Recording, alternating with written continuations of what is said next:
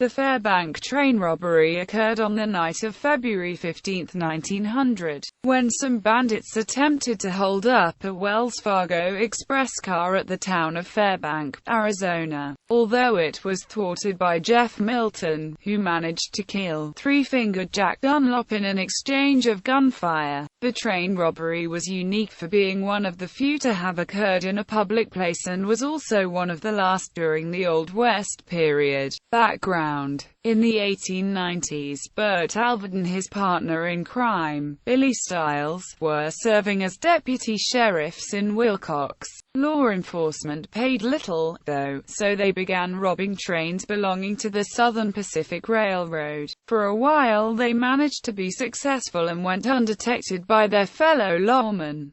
According to James H. McClintock, train robbery was popular in Arizona at the time, which was exemplified by the passing of a statute in 1889 that made it punishable by death. However, the law was never enforced and several train robberies occurred between 1889 and 1899. One of the most daring, according to McClintock, was the Cochise train robbery. On September 9, 1899, Alvord's gang robbed a train as it was stopped at the town of Cochise. There they forced the staff off at gunpoint and then blew up the safe with dynamite. After taking several $1,000s in gold coins and bills, the gang rode into the Chiricahua Mountains, unsuccessfully pursued by a posse under Sheriff Scott White and George Scarborough. Like at Fairbank, the Cochise robbery took place in public as well, although it was nearly midnight and there was no gunfight. According to the Historical Atlas of the Outlaw West by Richard M. Patterson, most Western train robberies occurred on a lonely stretch of track, usually far enough outside the nearest town to give the robbers plenty of time to raid the express car or the passenger coaches and disappear over the nearest bridge. Alvord and Stiles must have thought it was easier to rob a train in town than in the middle of nowhere, so they came up with a plan to hold up a Wells Fargo express car as it was stopped in front of the train station in Fairbank. The express car, Alvord hoped, would be carrying the United States Army's payroll for the soldiers stationed at Fort Huachuca. Also, the crowd of people that was sure to be gathered at the station would provide the bandits with human shields. The train was traveling from Nogales to Benson, but it had to stop at the little town of Fairbank, located a few miles west of Tombstone, to offload some cargo. Alvord and Stiles knew that Jeff Milton was working for Southern Pacific as an express messenger, so they made arrangements to have 5 men rob the train on a night that he was not supposed to be working. In the meantime, Alvord and Stiles would maintain their guise as honorable deputies. Robbery. The night chosen for the robbery was February 15, 1900, and the 5 bandits were Bob Brown, or Burns, Bravo Wan, Tom Yoas, the brothers George and Louis Owens, and three-fingered Jack Dunlop. When they arrived in town, the bandits dismounted and blended in with the crowd, pretending to be drunken cowboys. At this point there are some conflicting accounts, although there are only slight variations. According to Bill O'Neill's Encyclopedia of Western Gunfighters, as the train approached Fairbank, Jeff Milton was standing at the open door of the express car when the bandits opened fire on him from the station, and wounded him. However, according to Robert M. Patterson, the train came to a full stop before the bandits made their approach, and one of them shouted, "Hands up," to Milton before the shooting started. According to Patterson's version, at first Milton thought that the call to surrender was a joke, but when the bandits called out a second time and shot off his hat, he quickly reassessed the situation. Milton was substituting for a friend at the time of the robbery and otherwise would not have been on the train. He had left his revolver on his desk inside the car, but his sawed-off shotgun was next to the door and within reach.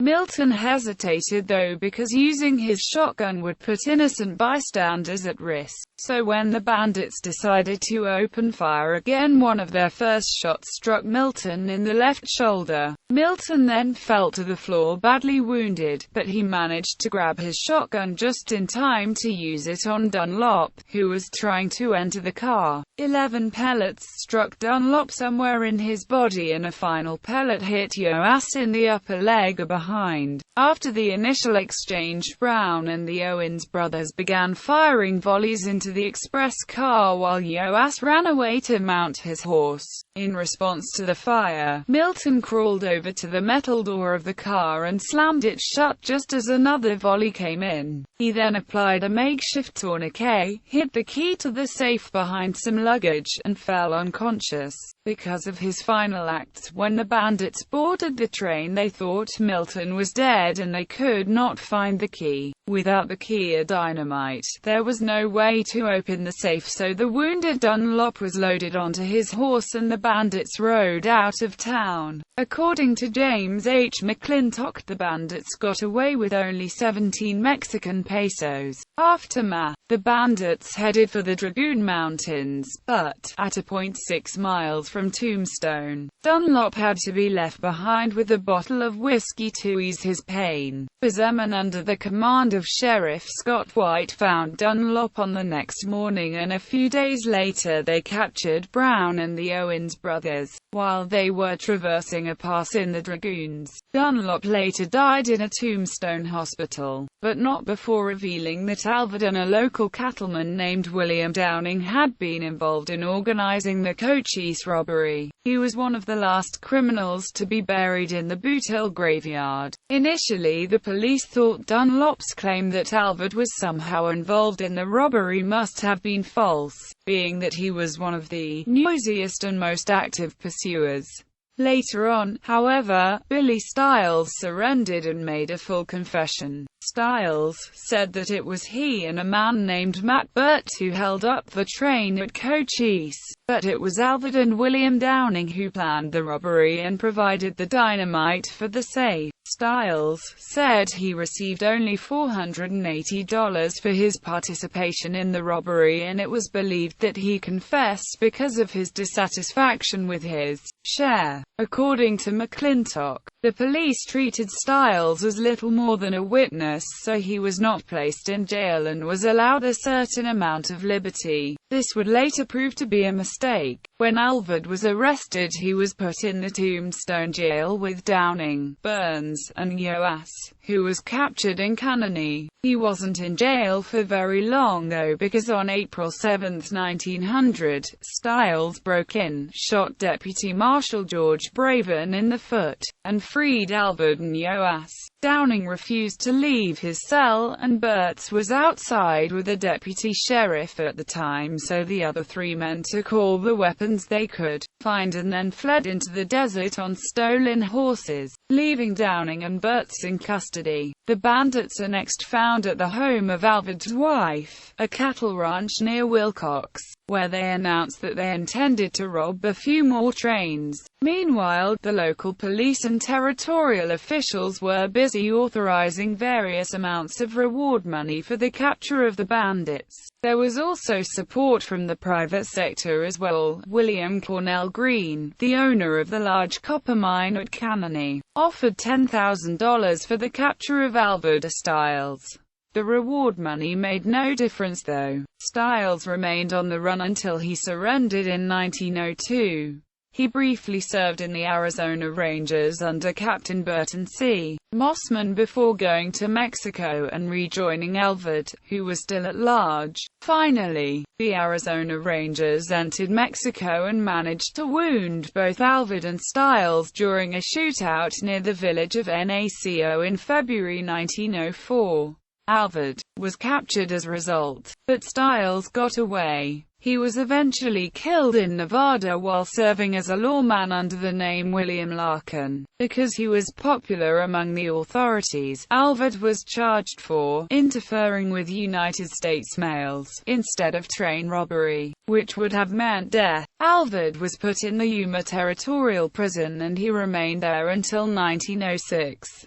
When he was released, Alvord went to Central America and was last seen in 1910 while working on the Panama Canal. William Downing received similar treatment, because he was a prominent cattleman, as well as a former member of the base gang. Downing was not charged with train robbery either, but on another charge he served 7 years in Yuma. Not long after his release, the Arizona Ranger Billy Speed shot and killed him. Jeff Milton received much praise for foiling the Fairbank robbery.